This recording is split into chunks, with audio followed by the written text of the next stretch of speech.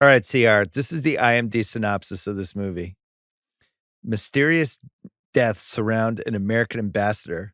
Could the child that he is raising actually be the Antichrist? Coming up next. The devil's own son? Yeah. What a great premise. I love it. This is a really crazy time for horror movies in the 70s where it's not just like, oh, horror movies we don't get to Halloween until 1978, where it's like, this guy escaped from a mental institution. He's going to kill some babysitters. It's like, cool, end of movie. This is like The Omen, The Exorcist. These movies are trying to do like big picture things about the future of mankind, religion, whether Satan exists. Can you fight off Satan? And just things that really weren't in the mix until Rosemary's Baby, I guess, was the first one. Yeah, right? Rosemary's kind of introduces it. These, I think that you mentioned to me before we were doing this podcast that you find that movies like this are indicative of like greater societal depression or unrest. And I think it's telling that these movies, and this one specifically, and given its subject matter, I don't think we can ignore it. It's like, it's coming out of Watergate, right? Like, and this sort of malaise that's probably over the country. And it's very telling that like their idea about where the Antichrist will come from is specifically from politics. The eternal sea is going to be politics. Yeah. I always find it really interesting to see like what horror movies come out during what times in society, Right. And this becomes a franchise, which I'm not sure if they knew when they made this movie that it would, but it's so set up for a sequel at the end. They're not really thinking sequels in the mid 70s the same way we would now. Yeah. But it ends in a way where you go, well, if this works, they'll have to bring this kid back and he'll be a little older. Sure. That's Omen 2. Omen 3 is with our guy, Sam Neill. He is our where guy. That's the culmination of this, where it's like, all right, now the Antichrist is now in a real political position. I always thought this movie was super distinct, really well acted, really well done, really unsettling. And I don't know why it's a rewatchable for me. We were trying to pick a horror movie and we wanted to do something from the 70s. We did The Exorcist a while ago. We were talking about Amityville Horror, but it's hard to do Amityville Horror without doing The Omen first because it kind of paves the way in some ways. There's an evil kid thing to this too that I think it creates. I don't know if it existed before this, but for some reason, that's one of my favorite genres. As you know, I love The Good Son. Yes. I loved Orphan. I like Goodnight Mommy. I like Brightburn. I liked We Need to Talk About Kevin. Is that a first time mention of Brightburn on the Rewatchables? Brightburn's good. Yeah. Like, go watch Brightburn. I like when there's something wrong with the kid, but it takes everybody about an hour to realize it in the movie. Yeah, because you would never want to believe that about your child, right? No. Not even just that they're the Antichrist, which would be like a worst case scenario, but that there's anything wrong with them at all. And it's one of the things I like so much about this movie. And I think the director, Richard Donner, who's basically in the top like 97th percentile, 98th percentile, if you were like, I want a guy to direct my genre movie. Yeah. And you're not going to get Spielberg, like you would probably go with Richard Donner. And, he absolutely grounds this in the anxieties of a couple. Yeah. And their fears about not being able to have children, what happens to their natural child, this terrible secret that Gregory Peck's character is keeping, and everything about it feels very real until you get into the last like 30 minutes of the movie, And then it goes off the rails. Yes. Then Buchenhagen shows up. Yeah, when you're a parent, you have a kid, the kid pops out, and your first instinct is like, are all the arms and legs there? Yeah. Are both of the eyes there? You're just the most basic things ever. You're just checking healthy? for jackals. You're just checking boxes. You're just checking boxes. Is this kid healthy? Is it okay? Kid comes out, they put a bunch of like tubes and all these things, and it's just the most nerve-wracking experience you're ever going to have. And then you realize the kid's fine.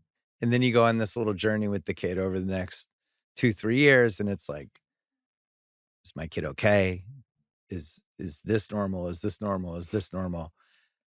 I don't remember having the conversation with my wife of like, is my kid potentially evil? But I think it would take a while to come around. We certainly had some moments with Ben where, like, looking back, it was like, oh, there was some Omen potential. You can totally tell that Ben never listens to this podcast. Right. It's like, in retrospect, maybe we could have taken Ben to a church just to maybe have a priest bless him or something. But I would say the two biggest fears, one would be, something's wrong with my child. There's some sort of Yeah. development thing. And then the other one would be, oh, my kid's the Antichrist. Well, that would be That's number one for me. That's Yeah. the 10 out of 10. It's like, oh, I'm actually raising the spawn of Satan. Well, a lot of people ask me, like, how come you and your wife haven't had kids? And, sometimes You're I like tell the them, Omen. yeah, we really like to have our free time and, whatever. And do it. We have lots of reasons. And then it's just like, and then there's the Antichrist piece. Right. I don't know if you've seen The Good Son. It is one of my favorite themes, though. The Good Son does a really good job of it, too. And we'll do that on the Rewatchables at some point of, it's usually the mom has the better sense in these movies. It's always the mom She knows intuits it. first. Yeah. They have these intuitive powers. They're kind of looking at the kid side-eyed. It's like, that's weird. The Good Son, the kid dies in the bathtub. Mm-hmm. Macaulay Culkin's little brother. And the mom's like, you don't want to think about that about your son, but it's like, man, that was weird. And then some things add up and then it culminates in she finds this stuffed animal. It's like, why did you have that stuffed animal? And Culkin flips out. It's a great gimmick. Brightburn did it, basically The Good Son as an alien. Yeah. And it's really good where this kid just shows up. This couple can't have kids. But I don't know what genre this is. I guess just evil kid. Yeah, but Can we come up with a better name? It's Bad Seed, right? Bad Seed. Bad Seed. I like Bad Seed. I think that it just plays on an almost universal anxiety, the one that you just described, that it's just like how hard it is to have a child and then how hard it is to raise a child. And then all the worst case scenarios. What with if that there is child? a force beyond your control impacting that? It's like, I think all great horror movies, and especially these in the 70s, because like you're saying, they're more extensions of dramas that were being made in the 70s rather than horror becomes its own genre and it becomes like horror for horror's sake. Because I don't really know if Friday the 13th and Nightmare are about societal anxieties other than like sexual repression or like whatever, but like these are very much rooted in, I think it's interesting that Exorcist, Omen, and Rosemary's are all impacting like upper middle class to upper class people who think that they have it made, who think that everything is, they got life all figured out. And Gregory Peck in the beginning of this movie is like, what a miracle. Somebody hands me this baby. Yeah. I can take away all of my wife's pain Yeah. that she's going to have. And then he's going to go off and live in these castles and be this sort of international power broker. And obviously it doesn't work out that way. That's a good point about the middle upper class thing with these movies. Yeah. It's never somebody who's just like living in an apartment in the city and or if they do in Rosemary's Baby, it's like, Guy is like a up and coming actor. Right. But when they have their child and when they become friends with people in the building, that's when he really the lead actor goes blind or whatever, Yeah. That movie's super creepy. Yeah. And very influential. Yes. And the one that really took Polanski to another level and all that stuff. And then The Exorcist was the next one where we talked about that when we did that one, people throwing up in the theater and passing out and just that pushed the envelope in all these different ways. When did you first see this? I saw Omen 2 in the theater. Okay. And then I don't think I saw Omen 1 until it was on cable. Yeah, no, I just was, I was in that horror movie run. Omen's on a lot. Yeah. And I think we'll go into it when we break it down. The first like 35 minutes is about as good as it gets for a horror movie with how many things they set up and how fast it moves and how they go from kind of bit to establish like, holy shit, oh my God. There was a critic, John Kenneth Muir, who was talking about back at the time when this movie came out, what if the Bible is correct? What if all the signs of the apocalypse are happening around about now? Would we believe them? Would we even notice? Yeah. This was somehow a theme in the 70s. What would it mean if real evil lived among us and we didn't know? Right. I don't know why that wasn't a theme in like the 50s. Maybe as people were just more optimistic back then, or you just kind of went about your day to day, or we're fighting world wars. We had bigger things to worry about. Sometimes there's a little bit of a delay before culture properly reflects like what people are feeling. Yeah. Because I don't think necessarily that like if you looked around today, like I think people are like having a hard time grappling with like how to properly reflect like society and horror movies now. Like you see a couple, like there was that movie Host that was really like effective Yeah. about channeling some like COVID era anxieties, but like it's difficult, I think, sometimes to turn around so fast where you're like, this is an absolute mirror to how everybody's feeling right now. And I can't speak because I was just born right after the Omen, so I don't really know. Yeah. Although creepily, I was just born right after the Omen. Maybe you should check my scalp after this Jesus. podcast. Yeah, let's take a look. But I think that there's something about the 70s really was like this wake-up call, right? Like everybody came out of the late 60s and the sort of political upheaval, but also the kind of like the feeling that maybe we could make changes in the world. Yeah. And then you get into the 70s and you find out that the same old fuckers are still in charge and like Right. manipulating everybody, and you've got this war that's been going on and on and on. And I think people really lost faith in humanity in that point. Yeah, and it's funny how much of it trickled into movies and books, because Stephen King is starting to hit right around here too, and he's really interested. Like Carrie comes out as a movie same year as The Omen. That dips into some of the same themes. This girl has telekinetic powers. It's super. There's a huge religious cloud over that movie. Yeah. And just in general, the relationship of religion to horror really feels like it peaked, I think, in the 70s. I just don't think religion has the same impact now because people are less religious. The Catholic Church fell apart in a lot of different ways. And there's a really interesting thing that you really I didn't really think about until the last couple of times I've seen Omen, but especially this one for the pod, which is that early on, Brennan's like, go take communion. He tells Gregory Peck, and it's like, yeah, that was the solution. It doesn't even occur to him that like maybe he should have like this more of like a religious life so that like he can guard against this kind of thing from inserting itself into his family.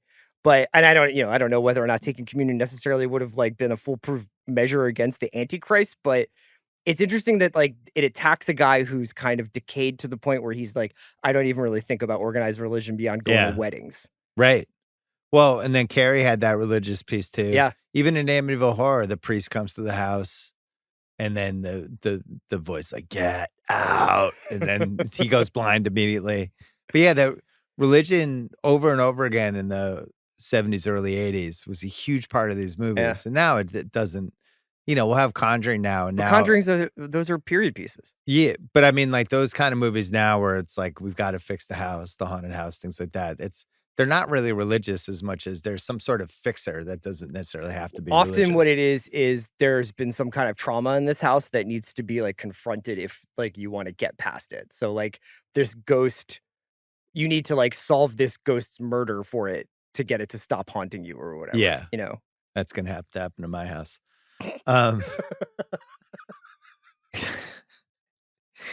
Gregory Peck. What if you quit doing you were like, I have retired from podcasting to ghost hunt to solve the crime. I've got to solve my house and some others. Gregory Peck, 1962 Oscar winner to Kill a Mockingbird. One of the 20 most famous actors ever. Yeah, like one of the great leading men in Hollywood history, probably. When he makes this movie, he's one of the top 10. I was going to ask you what actor is the 2023 version of him. It's probably like Hanks. Hanks might be a slight bit bigger. I was thinking maybe like it's like a Sean Penn kind of career level, but crossed with Hanks. Yeah, I think like leading man, just stable. Like when you're Atticus Finch, that you become defined by that. Maybe like an older Chris Evans. Like, I mean, Chris Evans played like Captain America. He's always going to be associated with a certain like moral fiber, I think, the way that Peck was.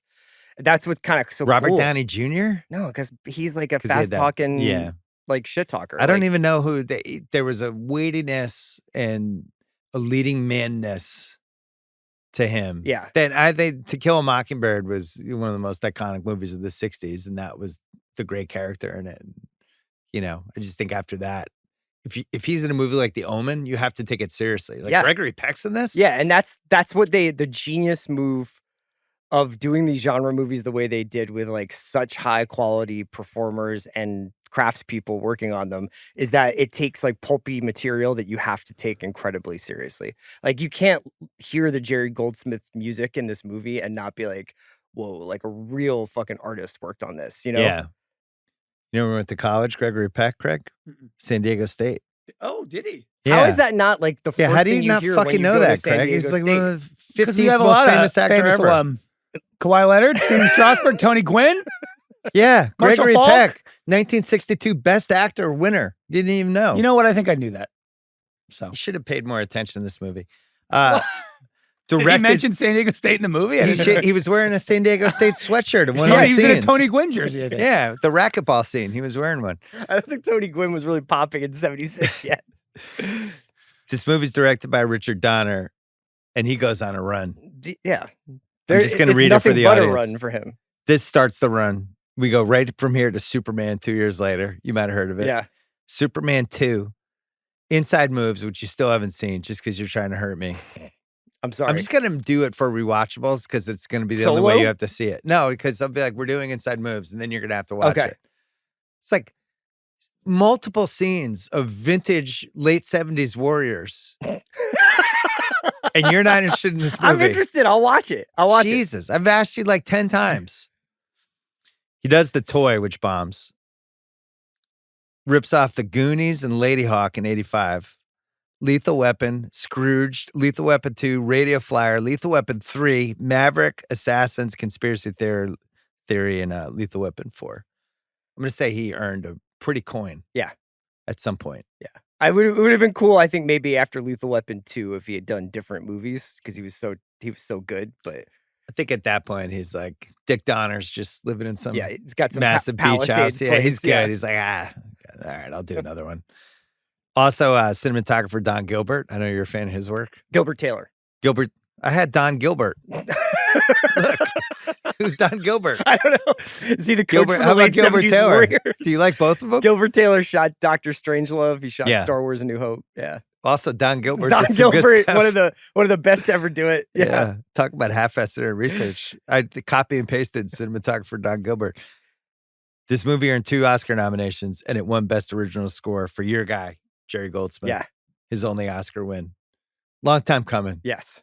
And Was it like an Embiid MVP type win for, or well, do you no. think I mean, it was I a think legit some win? of his best work even comes after this, right? Like, I still think, like, what year's Alien? Oh yeah, Yeah. that's 4 years later. Yeah. Can we? The Embiid MVP, is it officially a travesty yet, or Keep going. We got a tight schedule today. official travesty yet, or no? Rewatchable scenes. Don't forget to. Is it one of the 5 biggest regrets of my voting career, or one of the 3? I can't decide. Did you vote for Russ or Kawhi? I can't remember. I voted for Harden that year. Oh, I did Harden 2 years in a row. thanks. I'm sure that helped. That guy, he's just, some guy, he just wants to be happy. Are you the Antichrist? Keep going. Let's go. $2.8 million budget. It made $61 million. It was the 5th biggest movie of 1976, which was a massive This movie is year. essentially the Blumhouse model. Yeah. They're still doing these numbers where it's like we'll pay we're gonna do 5 to 20 budget and then it makes 100. Also, if you told me like $2.8 million budget, I would have thought it was like 15.8. Yeah, but think about it. Like they probably I mean, I know that, and apparently they spent a lot of money on the promotion of this movie, which I went back and looked at some of the posters and stuff, and it was very effective. Yeah. Um, Good trailers. but it's not a lot of special effects in this. Like the bullet, there's some stunts, Some Rottweiler stuff. lot of Rottweiler acting, but Hanging Nanny. the hanging nanny is a great bit. That was that's a legitimate. There's a good zoo scene. Spawn the franchise, which we discussed. Roger Ebert, 2.5 stars. He said, the Omen takes all of this terribly seriously, as befits the genre that gave us Rosemary's Baby and The Exorcist. What Jesus was to the 1950s movie epic, the devil is to the 1970s. And so all of this material is approached with the greatest solemnity. I can barely say that word. Not only in the performances, but also in the photography, the music, and the very looks on people's faces. So why did he only give it 2.5? You think? You think he thinks it's too serious? I don't, Roger's a story guy. Yeah. Apparently the Antichrist wasn't enough of a story for him. He got picky. We didn't talk about Lee Remick, but I have thoughts on her Okay. later on for you. That, Okay. I think will make you uncomfortable. Most rewatchable scene. Damien's 5th birthday party kind of went off the rails a little bit. There's no coming back from that. There was a to me. Rottweiler and a nanny hanging. Yeah. The Rottweiler stares at the nanny Yes, and Something seems to happens. communicate something to her psychically. This is yet another reason why I don't like Rottweilers. My least favorite dog. What a decade where the nanny could throw herself off the roof and commit suicide and then fly through the window, terrifying the housemaid, and anything ever happens again in like that world. Like, how could you get back on the horse and be like, well, we got dinner reservations on Wednesday, so let's just kind of put that one behind us. Should we still say happy birthday? No, Damien, cut the cake. Cut the cake. I was thinking the top 20 worst thing that could happen at your kid's birthday party. One. What's top 2? The worst is like something happens to your kid. Number 2 is the nanny does that. Damien. One thing I like about it, it's a really good hanging where she actually like goes through the window, but it's not like breakable glass window. It's like old school thick glass that she goes through and you feel like somebody probably got hurt, like they did something wrong. Yeah. It's super creepy. There's a moment before that happens though when she's taking photographs with Damien and the mom wants Damien. Uh-huh. And she's like, oh, I was just taking mom. And the mom's like, can I have him? And takes him. Almost feels like a scene was cut out. Like maybe the nanny was getting a little weird before that. I think it's just supposed to give us the implication. And this is really cool. We'll talk a lot more about this. But so Donner's whole thing is that he wanted to maintain the air of ambiguity around, like, is this just the parents being overprotective or like oversensitive, or is something actually happening with Damien? Yeah. And just like the handsy, like kind of like nannies with no sense of boundaries kind of thing going on that happens throughout this movie. It's intentional to make you feel like, I can't tell, is Lee Remick being nervy, or is this like actually like bad childcare? I don't know where you go in the next 15 minutes after the hanging nanny. Yeah. Like maybe because it takes a while for the cars to get there.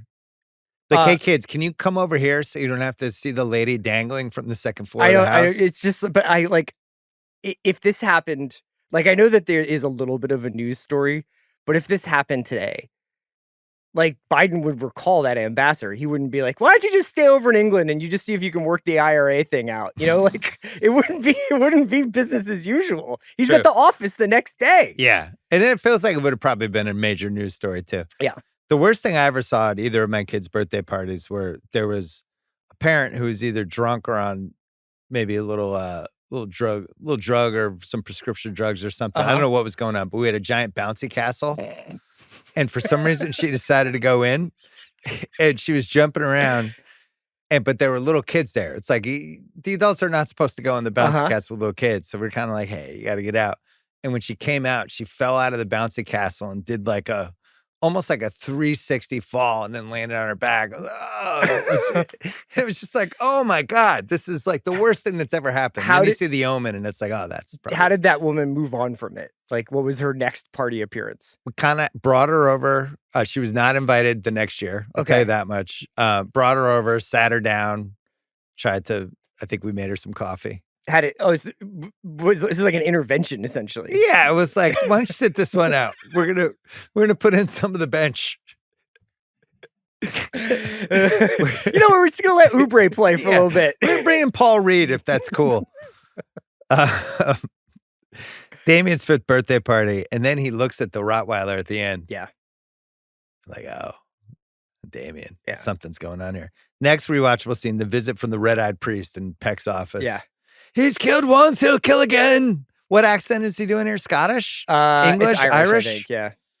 I witnessed the birth. I saw his mother. She's a jackal! How many jackals have you interacted with? I was going to ask you a little bit about this. I mean, this is definitely Apex Mountain for jackals. No question. Do jackals exist, or they just exist in movies like this? They exist, right? Would not like to see a jackal at any point. Except Christ each day, drink his blood. The red-eyed priest fucking freaks me out. Next one. Boy, is this a good stretch. The mom arguing with the new nanny about Damien's got to go to church for the wedding. Great shot, Gordo. Nominee with the stairwell, like the banister going up, and they're like connected by this like white thing. It's awesome.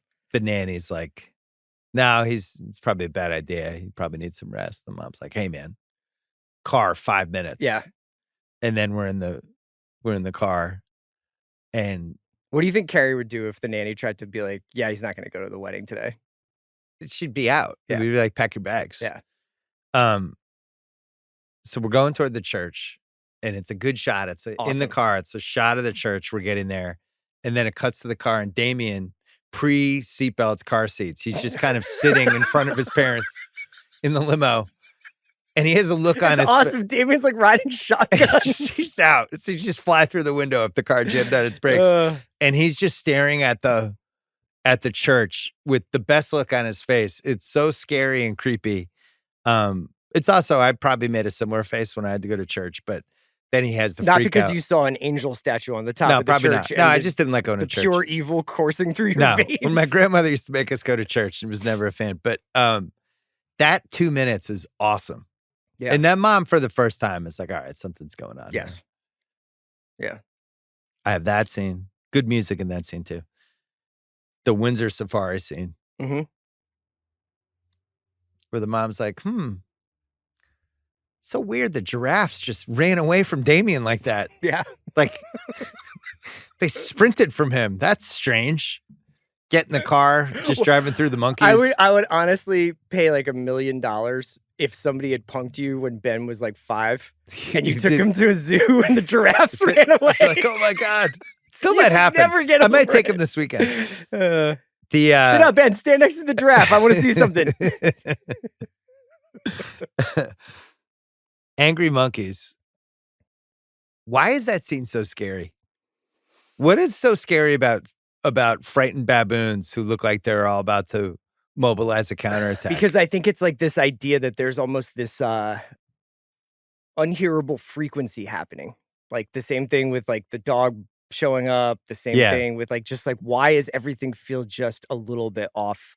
I mean, honestly, once Damien's like pulling the mom's hair and like scratching her up, I'd be like, we need to talk about Kevin. Like maybe this a is child bad. counselor. Yeah. But yes, I don't know if there's a lot of family therapy in 1976. probably not in England. They Yeah. were just like, to take your kid to the pub day, Yeah, you know? yeah, right. give him a little taste of whiskey. Yeah. Maybe that'll settle him down. The production, they couldn't figure, this is half-assed in research, they couldn't figure out how to have the baboons attack. So they put food in the car, and that didn't really work. They put a baby baboon in the back seat with a zoo official, thinking that would make the baboons mad. That didn't work. And then they took the alpha baboon and put that in the back seat.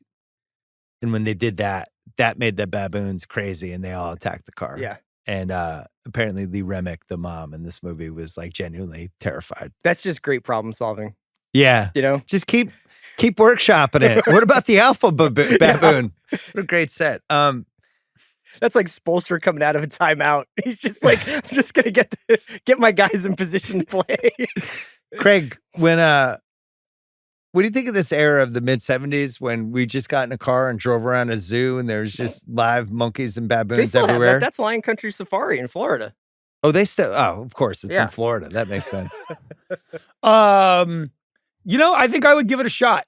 You would? Yeah, that sounds fun to me. Yeah, it's pretty cool. When the you're a cars kid, are a you're little like, better holy now. shit. Yeah. I remember doing some version of it in Massachusetts and just thinking it was probably not great for the animals to just have these cars just There was kind of driving there's through. a couple of parts of Lion Country Safari where you're just like sitting there waiting for the animals to emerge, and then they never do because they're probably depressed about being in Florida. But yeah. Well, that first 35 minutes is just a clinic. I didn't mention it as a rewatchable scene, but the nanny showing up and being like, oh yeah, the agency sent me. And it's like, we didn't call an agency. Baylock, I got tons of stuff on Baylock. If somebody shows up to work at my house and I'm like, how'd you get here? And they go, the agency called me. And I said, we didn't call an agency. I'm probably going to ask them to leave. I think it's a pretty fair tip. Yeah. Because then just anyone can show up in their house. Like, the agency sent me. But this is like up until I don't know when, but for like I remember like my mom used to tell me about like my grandfather to like stay in hotels overseas would just like write the hotel a letter and be like, we will be staying there on Wednesday through Friday. And like then show up in France or whatever to like and just hope the room and just is be there. like, yep, I believe you got my letter. Yeah. We'd love to stay in this room now. Simpler times. So yeah, if a nanny showed up and was like, the agency sent me, you'd probably be like, all right, Cool. There's your room. yeah. I had to take him to the safari. That didn't work out for us. Keep away from monkeys, Yeah. giraffes, and Rottweilers. Just a couple notes on Damien. Don't feed him after midnight. Kind of have him on the gremlin diet. Watch out with the shampoo because he's got a 666 in his head. Next rewatchable scene, the priest gets killed by bad weather. Bad weather deaths are always really good for horror movies when the weather turns and you know something bad's going to happen. This is a fucking terrifying scene. It's, first of all, I don't know how they had all these special effects in 76. This is Dick Donner and Gilbert Taylor and Don Gilbert. Did Don Gilbert give any feedback? Absolutely cooking. Absolutely in their bag. Well, we had the foreshadowing blowing. of the pole going through shoulders of the picture. I love the picture foreshadowing is fun, but yeah, I don't know how they did this in 76, how they made it so dark, how they made it so like crazy and tumultuous. It's just really good. It's scary as shit. Yeah. And then of course he can't get in the church. Also, like it's great use of London, like these parks that they have, these old churches that are very much like you walking by something and it's like, oh, it's been there since the 1700s. That's pretty amazing. Next scene, Damien knocks mom over the railing. You know it's coming. You still don't think he's going to do it. And then it's like, oh yeah, he's the Antichrist. He'll probably do this. I have creepy cemetery nighttime field trip, which includes a jackal skeleton and Rottweilers. No way they're escaping those Rottweilers, by the way. Zero. No, it feels like they die. This is from one of the synopses of the movie. In Damien's mother's grave, Robert and Keith find a jackal carcass, and then the next plot, a child skeleton with a shattered skull. Robert realizes that the child is his own son, murdered so Damien can take his place. A pack of Rottweilers drives Robert and Keith from the cemetery. Talk about an understatement. I know. Drive them from the cemetery. I would say, like at one point he gets impaled. Yeah. That scene is shot. I know you probably liked how some of the stuff was shot. Yes.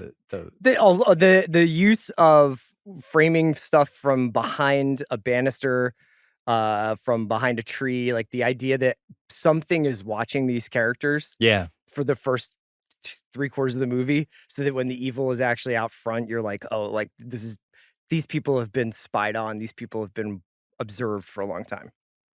The nanny kills the mom. I have that one. Nice little touch with the white veil. Yep. There's a decapitation in this movie that I think I always forget every time I watch it. They really go for it. You know what? It's about as good as it gets in the 70s. I was going to say, like, has there been a better decapitation? I think that usually what happens with decapitations is you get the swing and you get the head rolling. That's sort of the you don't get the actual just head coming off the body boom. like this. Yeah. Really good stuff. Somehow not the most disturbing thing in this movie. Although it is to David Warner. He says he couldn't watch it. Really? Yeah. Couldn't watch himself get decapitated. I would be pretty weird to see on screen. And then I have Peck versus he has to go back and get her. He's got to take on the nanny and the dog. Yeah. He's got to check out the 666 in the forehead. Not sure how the Antichrist didn't wake up there. Is getting deep sleeping. Yeah, deep sleeping. Really having good dreams. And great job by the howling dog trapped in the basement. Yeah. Peck escapes. And then we get the final shot where it's like, oh my God, he's going to murder this child in a church. Nope, he's not. What do you have for most rewatchable scene? I think the most rewatchable scene for me is it's really tight between the nanny's death and Brennan's death. The nanny's death, the 5th birthday party, is really one of the fucking creepiest things I've ever seen. All the shots, too, of like the kids on the carousel and the way that they use the sound design with the kids' voices kind of like screaming. Yeah. It just feels so on edge. You realize that point, like there's something really nefarious and malevolent present. Yeah. The Rottweiler. So I'm gonna go with the nanny death, the 5th birthday party. I wish it had been longer. Me too. One of the things about this movie 90 seconds of small that talk makes it so good is that the scenes are not very long. It's not, people say like, oh, I love a 2-hour movie, or I love like 2 hours or less. It's not necessarily even the runtime. It's the pace. Yeah. The scenes are not that long. No.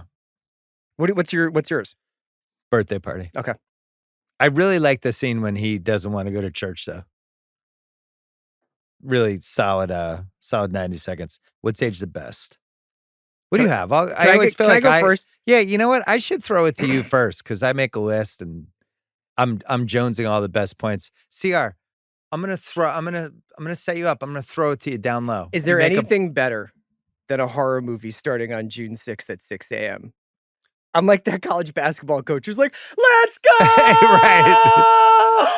Like, it's so awesome. I have that as well. As soon as you realize it's 666, you're like, "Fucking the devil is here." I remember I wrote a column for Page 2 about Nomar when he was on the Dodgers. How are you going to plan this plane? Playing the Red Sox on 666. Oh, man. At Dodger Stadium. And that was the whole premise of my column. What, it was like June 6th at 6 p.m.? Yes. Okay. No, but it was June 6th, 2006. Oh, So God. it was literally 666. Okay. I think that was the premise. Anyway, I wrote about how I never would have guessed 4 years earlier Nomar was going to be in the Dodgers on 666. What else do you have? Animals can always send something wrong. Just love that as like it's just a great way to detect Even giraffes. Evil. Yeah, the giraffes are running. underrated. You just think they're sitting up there chewing trees. No. We actually hit a bunch of mine, like Kathy looking like a bride when Balak arrives at the hospital with the veil kind of going down. And just the pound for pound filmmaking. And the music. Mm-hmm. Super creepy. I have the little kid actor I think is great. And they use him like Jaws. He never talks really. They don't overexpose him so that the acting is bad. He doesn't really say anything except for no, mommy, no. And he says like, "Daddy, lift me up." Yeah. So that apparently they had they looked at like 500 kids and they really liked this kid because part of how they were casting was they were telling the kids to like flip out, get angry and see. And this one kid like attacked Richard Donner and they're like, "This is the one." But he had blonde hair and I think blue eyes. So they had to like darken his hair, gave him like the creepier eye contact lenses. Yeah. And his face is just super antichristy. Like, can you imagine him having him as a kid in real life? I heard your son's doing some acting. Yeah. Yeah, he's in this movie, They picked him out of a Omen. group of 500 to be. Yeah, he's going to play the Damien. Antichrist. It's coming out in June. And then you're just like, all right, see you, buddy. See you tomorrow. Yeah. I have no idea if he's going to be standing over your bed. 1970s London. Awesome. Great times. Yeah. Who was the best soccer player in the world in 1976 in London? Who was the Beckham? I mean, was that Georgie Best's era? I'm not even sure. Yeah, I think it might have been. Just stay with me on this one. What's age the best? Being attracted to women from the 1960s and 1970s who are now they're old or dead?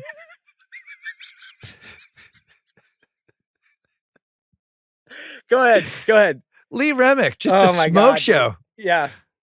She died. She sadly passed away when she was 55 in the late 80s. She just looks great. She, I think she was a really accomplished actress. She got a Best Oscar nomination. She won a Tony. If you ever do a Patreon, Bill Simmons' 1950s and 60s smoke shows would be, honestly, I'll start maybe a side business. It's like a charity thing. But it's so funny to be like, you guys see Patricia Neal and HUD? Jesus Christ. Like Angie Dickinson, some of her 70s stuff. I'm like, man, Angie Dickinson, fucking bringing it. But I always thought that was funny. The casting of the two Damiens is great. I love I mentioned the foreshadowing from photos that something bad's going to happen to a character always works for me. The nanny, when she meets Damien and she says, "Have no fear, little one. I'm here to protect thee." Super creepy. Oh, I had a similar thing. When you're the spawn of Satan, it feels like the animals know. Good thing, good reason to have a dog. Sure. They'll know if somebody's in the house. Which one of your dogs do you think would be most sensitive to Ben being the Antichrist? Jessie. Mm-hmm. She seems to know. She's the one that won't go up. Do you on think the third Olivia floor. would just be like, whatever? She's at it. Olivia's gonna die soon. Jessie won't go on the third floor. Olivia's like almost 15. She doesn't know what's going on. I wrote down for what's age the best: wacky religious freakout shrines and diaries. Oh yeah, kind of a cousin of what we talked about last week with the collages. But the JFK. His sort of archival. Yeah. Especially when it's religious, it's just creepier.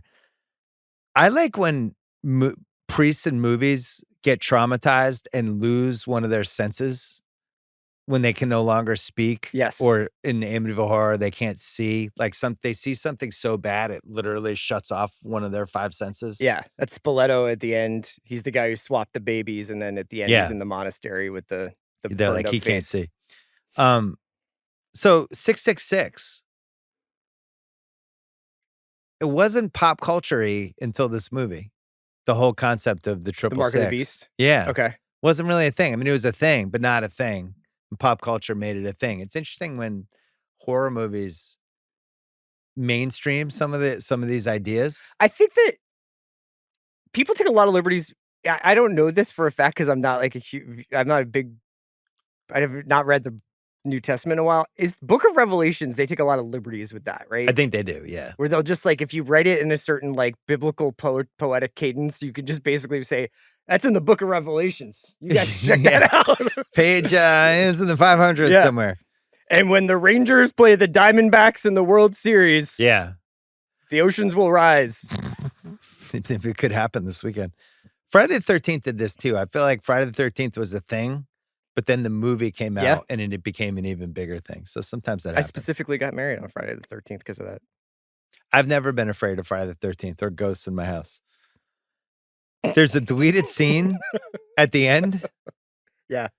When Peck leaves with Damien, right at the tail end, he escapes. They filmed another scene where the dog attacked the car.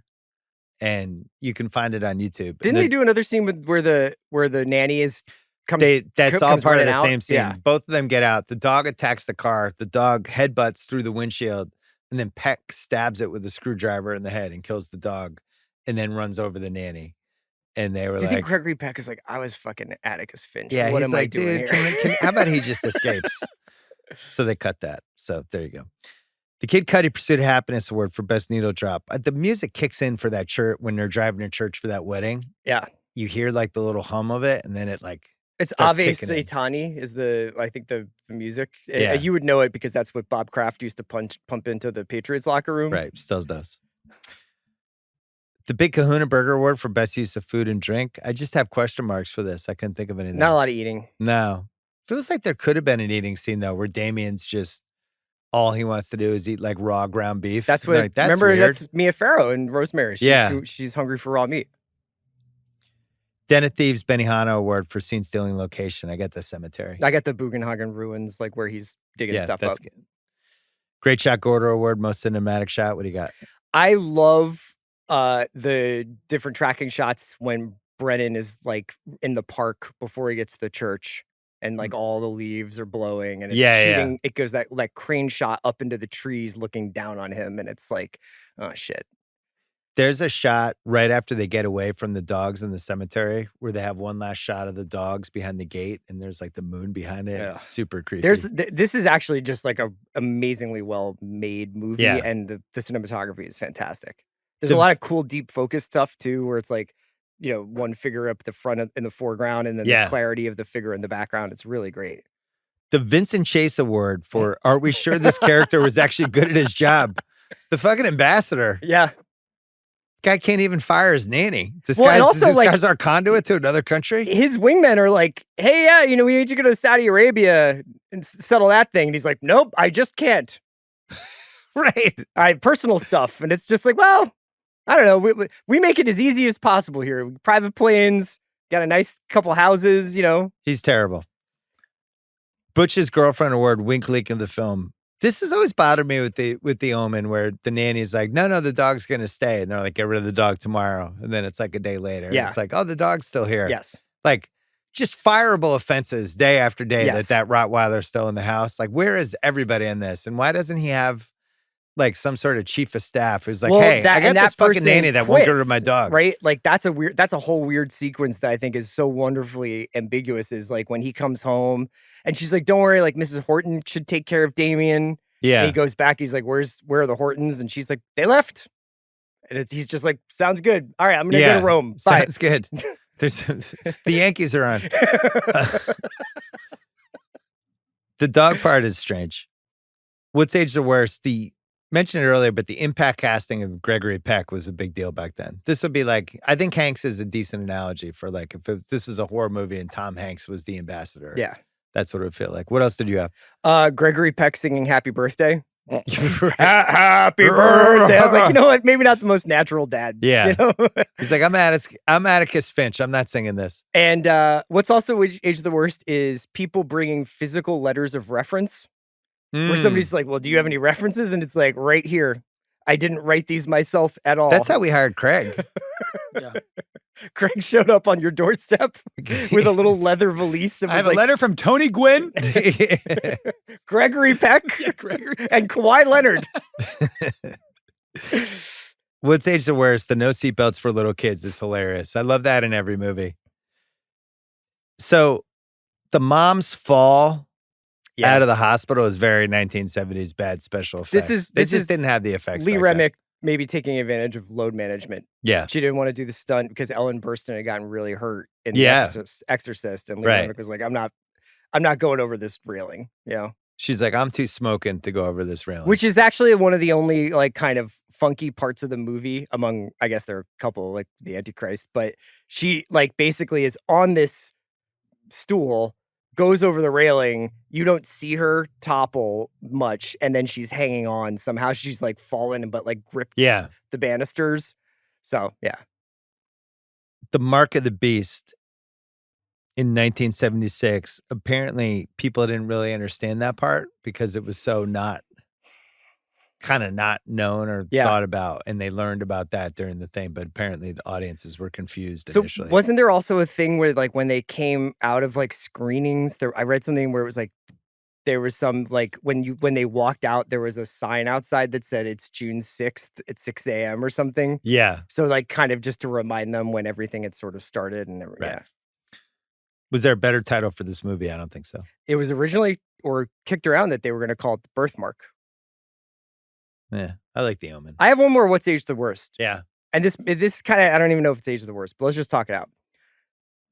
David Seltzer, the guy who wrote the book, wrote the screenplay, wrote a novelization of the screenplay like right before the movie came out. So they had it ready to go. And it has a lot more in there about Brennan and Spoleto, the two priests. Yeah. And basically how like Brennan is like a really like a fallen priest who gets hooked up with this satanic covenant of priests in Rome who are trying to bring about the Antichrist. They've tried multiple times over history and been stopped, but there's a lot of really good stuff in it about like what these guys are all about. And it's a little unclear when you get deeper into the movie because you think Brennan is trying to help Gregory Peck, but then he also has this 666 sign on his thigh. So like what was his evil act before this? And the book goes into more detail. And I think it's pretty interesting when you read I didn't understand the 666 on the thigh. It's something that emerges once you've like dedicated yourself to the devil, I guess. Would have liked better explanation. Okay. That's what I'm saying. Best quote, it's all for you, Damien. Definitely. Hottest take award. Do you have one? Let's say you find out Ben's the Antichrist. Yeah. You're supposed to kill him with the 7 daggers of Megiddo or whatever it is. But do you take the phone call to find out if there's any way to play it to your advantage? It's a great call. Is there any use for Damien where you're just like, well, this sucks. The world's probably going to end, but what if we just played it this way? Like if I negotiate with Damien. Yeah, exactly. Hey, Damien, I know who you are. It's out in the open now. Like, can I get profit participation? Yeah, like, what about gambling can we do? There's a World Series coming up. Yeah. Would you ask if you had in the 80s, if you had gotten this, if you found out that your child was the Antichrist, would you take a Red Sox World Series at that point? If that meant how can you say I didn't? Here's my hottest take. I don't mind giving ideas out to the public every once in a while. Okay. Not profiting them. I think this is the greatest horror IP that nobody has properly leveraged. And basically they've done it, but they did it incorrectly with the movies, with the Omen 1, 2, and 3. Then they remade the original Omen. To me, this is like The Crown. There should be like a 5-season arc of Damien. And season 1 is age 5. Season 2 is 13, the boarding school. Season 3 is him as like an up-and-coming politician. Season 4 is like his full bloom as running for president, running for president, maybe even controlling the country. And then season 5 is like his Godfather 3 reckoning of being the Antichrist and and people trying to stop him. I just can't believe nobody's done this yet. I would rather watch them as movies because I think if you were like, I have to watch 50 hours before we get to the inevitable conclusion. But I think you could go so many sideways. Yeah, I mean, with you could basically have a season that was like House of Cards. Yeah. You know? I mean, basically that's what House of Cards was. The guy was evil. But I just feel like there's more potential with the IP. And they did this. They remade all these movies in the 2000s. Like they did The Omen, they did Amityville Horror. They did basically every movie that we liked. They just Longest Yard. They redid all these classics. Some of them made money, some of them didn't. And then they just kind of gave up on the IP after that. This case, I think there's real IP. Yeah, you really have to have stones to do these movies. The thing about these 70s movies... Because you might go to hell? Well, no, it's just that like they weren't necessarily thinking in terms of franchises, and they were also willing to say pretty dark things about humanity. Yeah. And I think that ultimately like movies nowadays try to be more affirmative and try to like kind of pull out of it a little bit. But like Damien standing next to the president in the last shot is like truly chilling shit. Would you do that? You know, like I can't remember how the 2006 one ends, but I don't think it had the same impact. That was a little unclear how he ended up next to the president from this ambassador. Because Gregory Peck is friends with the president. They talk about that when they're walking. He's like, "You're a good friend, the president." Like I think they're supposed to be buddies. I don't think the president's showing up for the ambassador. And I think the implication is that Gregory Peck's character Thorne is on a kind of the path to the presidency. Yeah, with his hot first lady wife.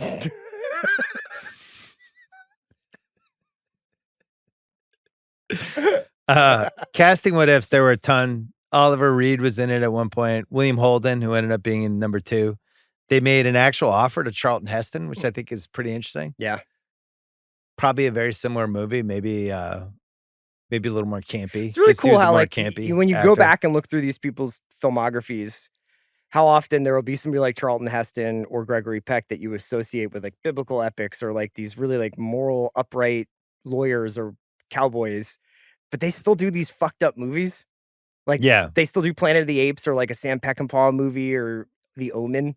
And it's great when they show that kind of range and that kind of taste. Yeah, do you feel like Hanks's version of that would have been like doing Da Vinci's Code? And it's like, that's not really I mean, he hasn't really played...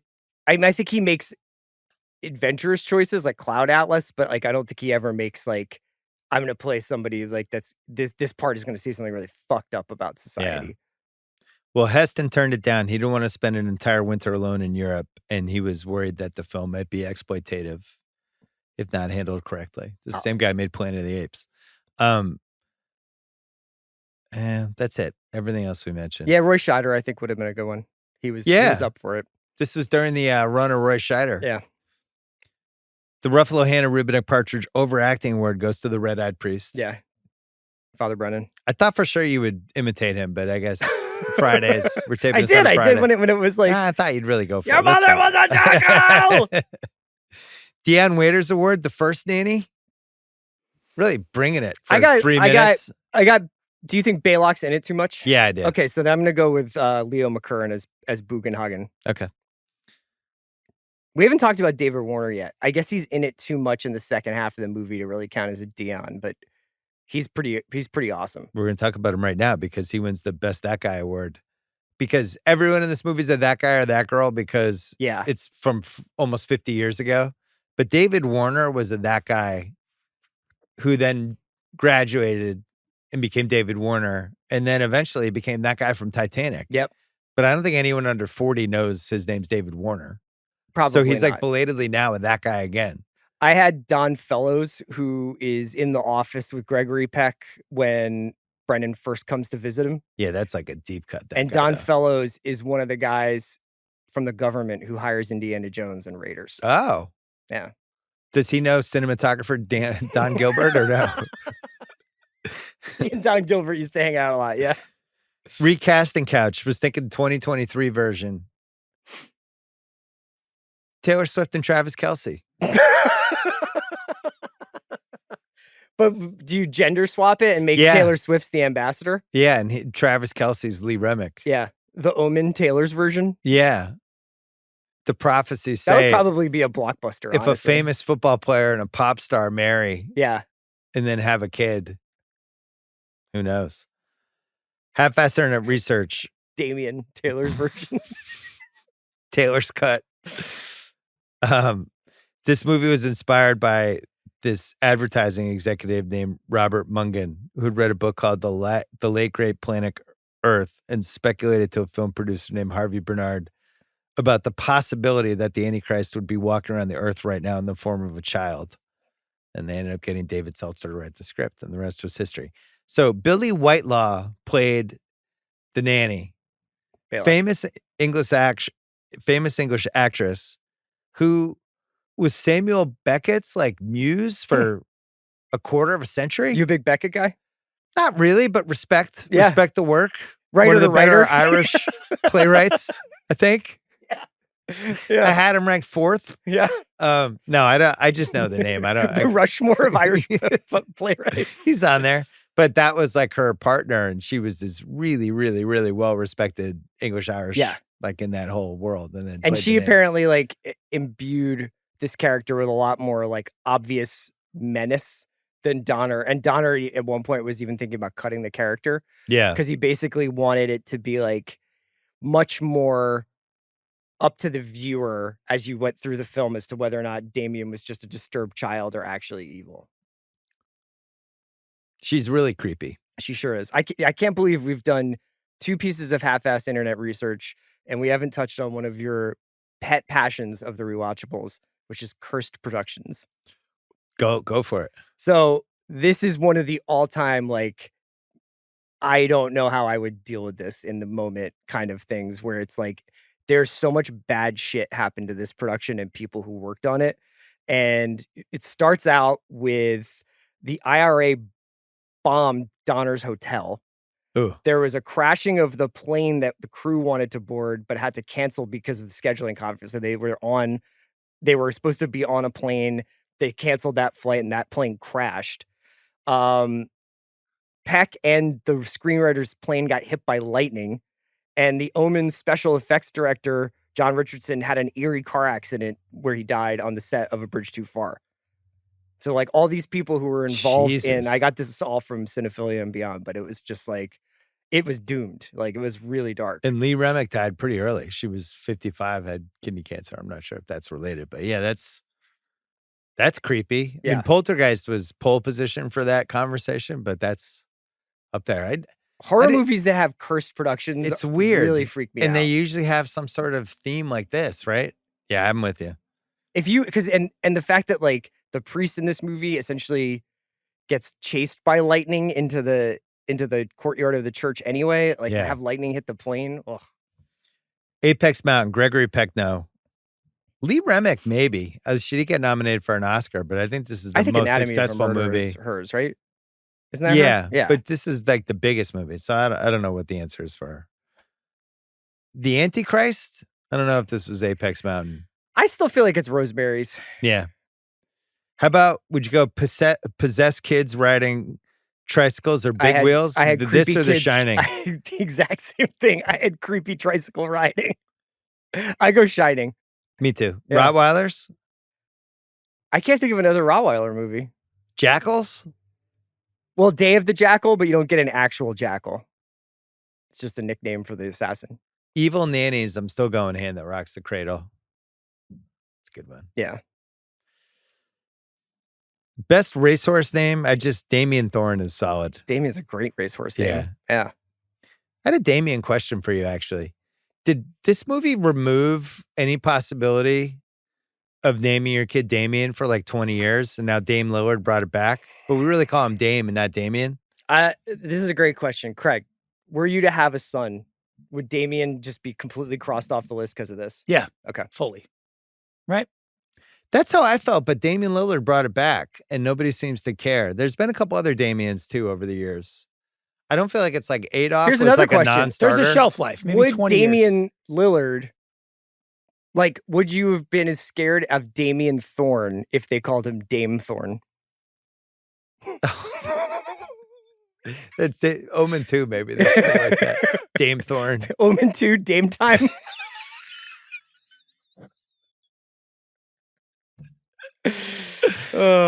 Great stuff. Picking nits. So we don't really get into any Antichrist shit with Damien until his 5th birthday party. What was going on from ages like 2, 3, and 4? Like he never hit somebody with a Tonka truck? I think it's the idea that like evil starts to mature.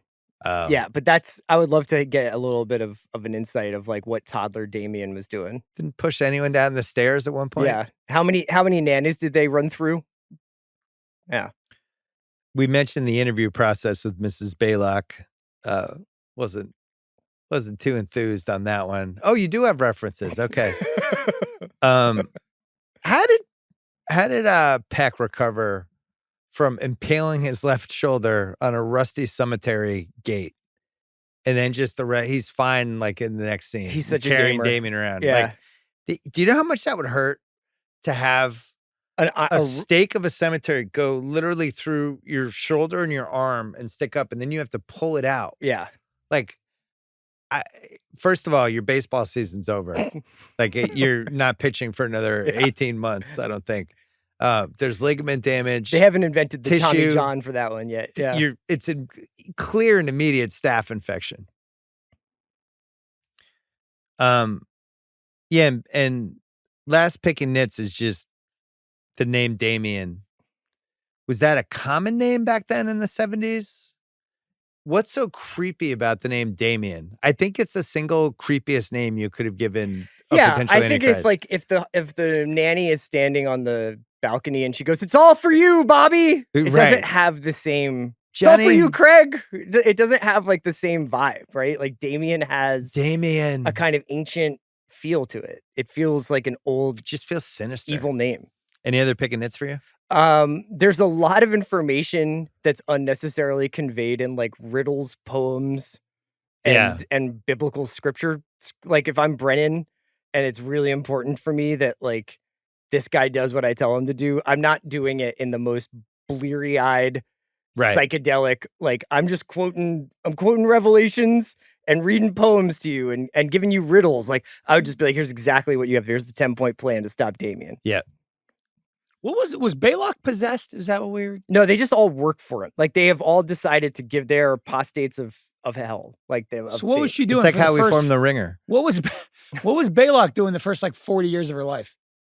Waiting for Damien. That's a great question, and I have that where it's like I was going to say that this would be a great for sequel prequel Prestige TV. Is she's part of this like coven of rebel priests who are working. She was a nun. She was like Sister Mary Teresa in the book, I guess, or something like that. And they're all like sowing religious and political discord in the world because to create like the right atmosphere for Satan to come back. In the Coven chat room, somebody was like, "Hey, good news. The jackal gave birth." Yeah. They got ambassador. Anybody here want to be a nanny for a couple of years? Go to nanny Must school. love dogs. 5 years from now, you're going to step in here. I had Prestige TV for the sequel, prequel, Prestige TV, All Black Cast, or Untouchable. Is this movie better with Wayne Jenkins, Danny Trejo, Catherine Hahn, Steve Buscemi, Sam Jackson, JT Walsh, or Philip Baker Hall? I did think Sam Jackson in the David Warner role would be great. It did need somebody to be like, "Man, what the fuck is going on here?" and do Sam Jackson things. I don't know. I was imagining what would happen, though, if Wayne Jenkins took Damien to the zoo.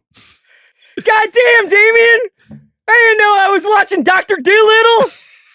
You got these giraffes running crossing routes like you're Todd Monken! And a motherfucking Rottweiler! We need to check out that 666 birthmark on the back of your head, because we're going to hell a long fucking time, big boy!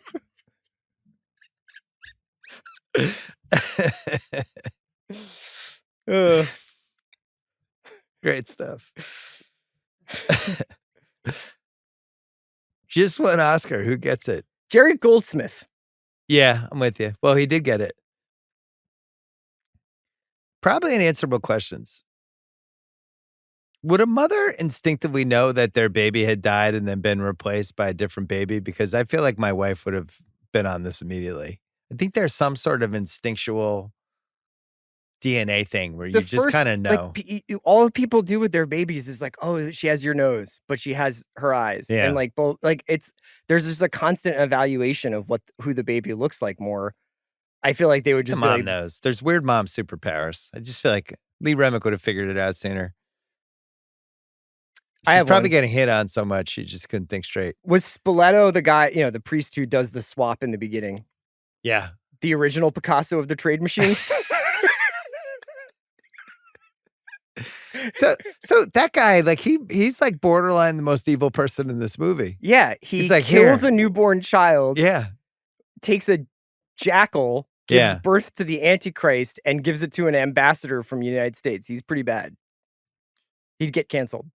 I had that in unanswerable questions, and it's literally unanswerable. But how does a jackal become pregnant with the Antichrist? Don't know. Does somebody have to have sex with the jackal? Does it just happen spiritually? Where do you find jackals? I don't know. I mean, are jackals prevalent in Italy? Are they just walking around? Like, do you have any friends who would say, like, hey, you got to come over. We just adopted a jackal. Can you just real quick, are jackals, like, where do they live? I don't like Open jackals. savannas, deserts, grasslands. Arizona, then. Don't like jackals. I had Where Did Mrs. Baylock Come From? Hell, but maybe you're right. She was the Coven chat room. Yeah. She's on the boards. Is this really a movie about abortion? Yeah. I mean, I think that's the whole. It's awesome. It's a good question to ask It's like because 3 years after Roe v. Wade. Yeah. And is that kind of what this is? Like, how far would your childbirth have to go before? And on the flip side, there's like a kind of more conservative attitude about it where Gregory Peck's character doesn't want her to get the abortion. Yeah. And then there's that feeling that like they didn't have their child, like there was something sin about like their child. Like she was never supposed to have a child.